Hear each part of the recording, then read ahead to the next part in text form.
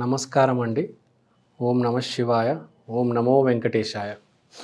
ధనస్సు రాశి డిసెంబర్ మాసం 2024 రాశి ఫలితాలు చూద్దాం. 8వ ఇంట్లో కుజుడు, 12వ ఇంట్లో బుధుడు. సో ఇక్కడ పాయింట్ ఏంటంటే ధైర్యంగా దూసుకుపోతారు. ప్రతి మనిషికి భయం అనేది ఉంటుంది. ఈసారి వీళ్ళు భయాన్ని అధిగమిస్తారు. ప్రాబ్లమ్ని ఢీకొంటారు. నీ దగ్గర స్కూటర్ ఉంది, ఎదురుగా వచ్చే ప్రాబ్లం లారీ సైజులో ఉంది, అయినా నువ్వు వెళ్ళి ఢీకొంటావు. అంత ధైర్యం ఉంది నీకు ఈసారి. ఎన్ని ప్రాబ్లమ్స్ అయినా ఉండొచ్చు, నువ్వు ఢీకొంటావు ఈసారి. ఒక సామెత ఉంది, లారీ వచ్చి స్కూటర్ని కొట్టినా, స్కూటర్ వచ్చి లారీని కొట్టినా స్కూటర్కే దెబ్బ తగులుతుంది అంటారు. కానీ కొన్నిసార్లు మిరాకిల్ కూడా జరుగుతుంది. స్కూటర్ వెళ్ళి లారీని క్యాబిన్లో పడి డ్రైవర్కి దెబ్బ తగిలి లారీ ఆగిపోతుంది.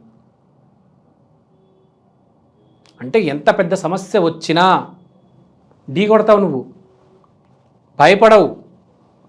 రాని చూసుకుంటా. ఆ కాన్ఫిడెన్స్ అనేది ఈసారి ధనుసు రాశి వాళ్ళకు ఉంది. ఒక్క ఇంచు కూడా మిమ్మల్ని ఎవరు మూవ్ చేయలేరు, గ్యారంటీ ఇస్తున్నా. కష్టాలు రావని చెప్పట్లే, కష్టాలు వస్తే కానీ మీరు నుంచుంటారు దానికి ఎదురుగా. తర్వాత ఆలోచన గురించి మాట్లాడదాం. ఇప్పుడు ఈ కష్టం దేని గురించి మాట్లాడా? నువ్వు జాబ్ చేస్తున్నావు, కష్టాలన్నీ క్లియర్ చేసేస్తావు. వ్యాపారం ఉంది, ఎంతమంది వచ్చినా ఎదుర్కొంటావు, సేల్స్ చేసేస్తావు, డబ్బులు సంపాదించేస్తావు, విపరీతంగా డబ్బు వచ్చేస్తుంది. వ్యాపారం చేసేటోడికి పని అట్లా చిటికెల్లో చేసేస్తావు. కానీ ఇప్పుడు ఆలోచన, డబ్బు ఒకటే కాదు కదా, ఆలోచన కూడా ఉంటుంది. అంటే ఆలోచించడం మొదలెడతావు నువ్వు. ఇంత అవసరమా అసలు? హ్యాపీగా ఉండాలంటే ఇంత కష్టపడాలా, ఇంత ఎదిరించాలా? అంటే మనిషి పూర్తిగా ఫైట్ చేసిన తర్వాత, గెలిచిన తర్వాత ఆలోచిస్తాడు, అరే ఇంత అవసరమా నేను అని. ఇలాంటి ఆలోచనలు వస్తే కానీ ఇక్కడ పాయింట్ ఏంటంటే చిరంజీవి గారిలాగా ప్రతి అడుగున పోరాటం ఉంటుంది. అలా పోరాడుతూ వెళ్తేనే పైన సింహాసనం ఉంటుంది. అప్పుడు మీకు పట్టాభిషేకం అనేది జరుగుతుంది. సో అంత లోతుల్లోకి వెళ్ళి అంత ఆలోచించొద్దు, పోరాడుతూ ఉండండి. కొంతమంది ఏం చేస్తారంటే మనకు అవసరం అబ్బాయి, ఎందుకు అబ్బా వదిలేద్దామని పక్కన పడేస్తారు. అలా కాదు, పోరాడండి చివరి వరకు. మీకు ఆ స్థైర్యం దేవుడు ఇస్తున్నాడు. ఎందుకులే మనకు అవసరమా అని మిడిల్ డ్రాప్ అయిపోవద్దు. చేస్తే పని పూర్తిగా చేయాలి. క్రికెట్ ఆడితే విరాట్ కోహ్లీలాగా ఆడాలి. ప్రతి స్టేజ్లో మనిషి పోరాడినాడు.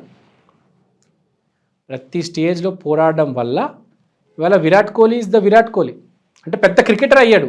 కొంతమంది నేను చూస్తాను రంజీ ట్రాఫీ దగ్గరకు వచ్చేసరికి వద్దులే మనం మోడలింగ్ చేసుకుందాము, ఈ పాలిటిక్స్ ఇవన్నీ ఎలా ఎదుర్కొంటాను నేను, నా వల్ల అవ్వదు, ఇది అది. ఇప్పుడు అలానే అనుకుంటే మనకు కోహ్లీ ఒక ధోని వచ్చేవారా కదా?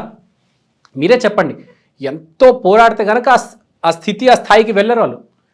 సో ఆ శక్తి ఉంది మీకు కాబట్టి ఈసారి పోరాడండి అంటున్నా. ఎంత పెద్ద గోల్ ఉన్నా పోరాడండి. మీకు యూట్యూబ్ ఛానల్ ఓపెన్ చేయాలని ఉందా? ఛానల్ ఓపెన్ చేయండి. మీ దగ్గర డబ్బులు ఉన్నాయి, వ్యాపారం పెట్టలేకపోతున్నారా? పెట్టేయండి. ధైర్యం చేసి ఒక అడుగు వేయండి, ముందుకెళ్ళండి. మీ కోరిక ఏదైనా ఉండొచ్చు, దాని వైపు అడుగు వేయండి అని చెప్తున్నా. ఈసారి మిమ్మల్ని ఎవరు ఎదుర్కోలేరు. మన పక్కన దేవుడు ఉంటే మనల్ని ఎవ్వరు ఏం చేయలేరండి, గుర్తుపెట్టుకోండి. మనమే ఏమైనా చేయగలం, కానీ ఏమైనా చేయాలి కదా, అదే కదా సమస్య. ఏం చేయట్లేదు మనిషి, పక్కన దేవుడు ఉన్నా కూడా. అనుగ్రహం లేనివాడేమో ముందుకెళ్ళి దెబ్బలు తగిలి కింద పడుతున్నాడు, నీకేమో దేవుడు ఉన్నాడు తోడుగా, కానీ నువ్వేమో ముందుకెళ్ళట్లేదు.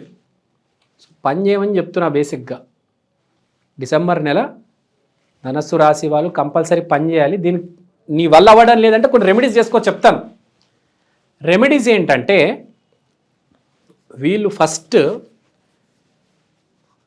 చేయాల్సింది ఏంటంటే, ధనస్సు రాశి అధిపతి గురువు కాబట్టి దత్తాత్రేయ అనుగ్రహం ఉండాలి. గురుమూర్తులు ఉన్నారు, దత్తాత్రేయ దక్షిణామూర్తి రాఘవేంద్ర స్వామి. దత్తాత్రేయ అంటే గానుగాపురం, రాఘవేంద్ర స్వామి అంటే మంత్రాలయం. సో మీరు ఇంకా దక్షిణామూర్తి అంటే శివుడి స్వరూపం కాబట్టి శ్రీశైలం.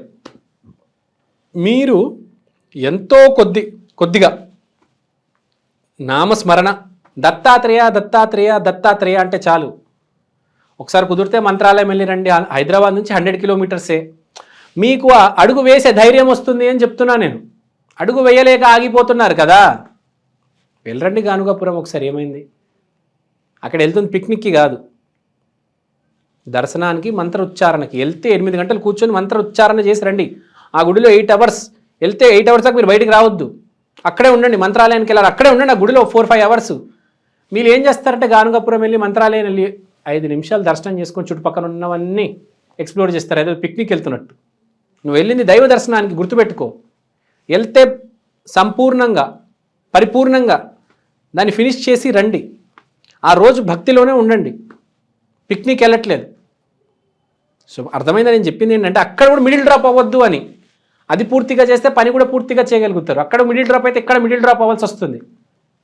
సో పరిపూర్ణంగా దత్తాత్రేయ అనుగ్రహం ఉంటుంది. ఇక దత్తాత్రేయ అంటే గురుగ్రహం కాబట్టి ఎల్లో కలర్ చాలా ప్రామినెన్స్ వస్తుంది కాబట్టి అట్టి పండ్లు దానం చేయండి, కుదిరినన్ని అట్టి పండ్లు దానం చేయండి, అంతా కలిసి వస్తుంది.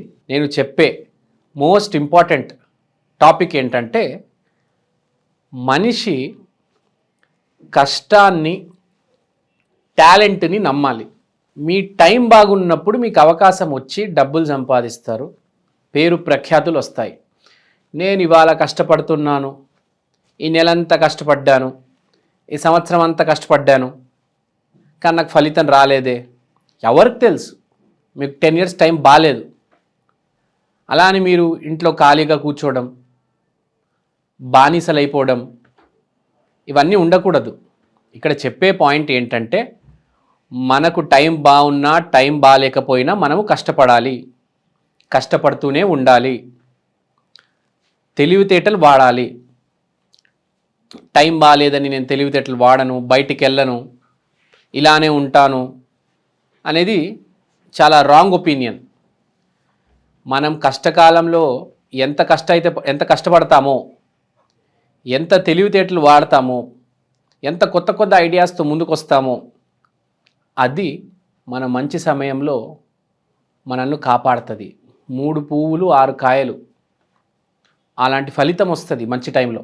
కాబట్టి టైం బాగాలేదని ఎప్పుడు మీరు నిరుత్సాహపడకూడదు. ఇప్పుడు కొంతమంది నేను జీవితాలు చూశాను, ఒక 10 ఏళ్ళు 20 ఏళ్ళ నుంచి బాగాలేదండి అని కుమిలిపోతూ ఉంటారు. సడన్గా పరివర్తన యోగం అనేది యాక్టివేట్ అయిపోయి ఒకటేసారి కట్టలు డబ్బులు సంపాదిస్తారు.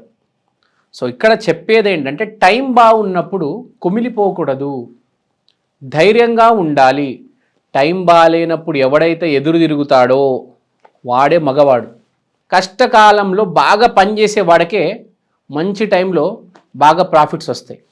సో ఈ రాశి ఫలాలు చెప్పే ఉద్దేశం ఏంటంటే, మీరు కష్టపడడం మానేయకండి, కష్టపడుతూ ఉండండి.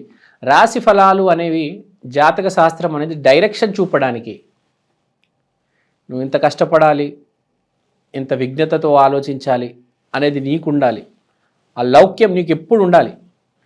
ఈ జాతక శాస్త్రం ఏంటంటే హోప్ ఇవ్వడం మనిషికి. హోప్ లేకపోతే మనిషి చచ్చిపోతాడు. మీరు ఒక మనిషికి అన్నీ ఇవ్వండి, హోప్ ఇవ్వద్దు, చాలా మనిషి చచ్చిపోతాడు. చుట్టుపక్కల ఎవరున్నా కూడా హోప్ ఇవ్వాలి. ఎంత పెద్ద ఫెయిల్యూర్ అయినా వాడికి హోప్ ఇవ్వాలి. Failure is not a person, failure is an event. అంటే ఒక మనిషి ఫెయిల్ అవ్వడండి, ఒక ఈవెంట్ ఫెయిల్ అవుతుంది, రేపు ఆ మనిషికే మళ్ళీ సక్సెస్ వస్తుంది. సో ఈ రాశి ఫలాలు చెప్పడానికి ఉద్దేశమే అది. This is just and direction.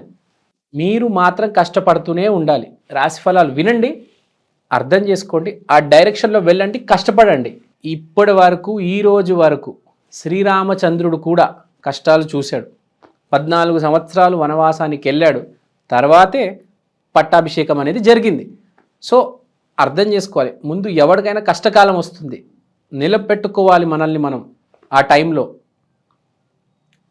ఎలా చెప్పాలంటే పేషెన్స్ ఉండాలి, ఓర్పు ఉండాలి, కూల్గా ఉండాలి. ఫస్ట్ మెయిన్ జీవితంలో మోస్ట్ ఇంపార్టెంట్ ఏంటంటే అర్థం చేసుకోవాలి, యాక్సెప్ట్ చేయాలి నా బ్యాడ్ టైం నడుస్తుంది అని. యాక్సెప్ట్ చేసి డబల్ ట్రిపుల్ కష్టపడాలి. అదే సక్సెస్ఫుల్ పర్సన్ లక్షణం. సో ఇదండి. థ్యాంక్ యూ అండి. Thank you so much. శ్రీమాత్రే నమః.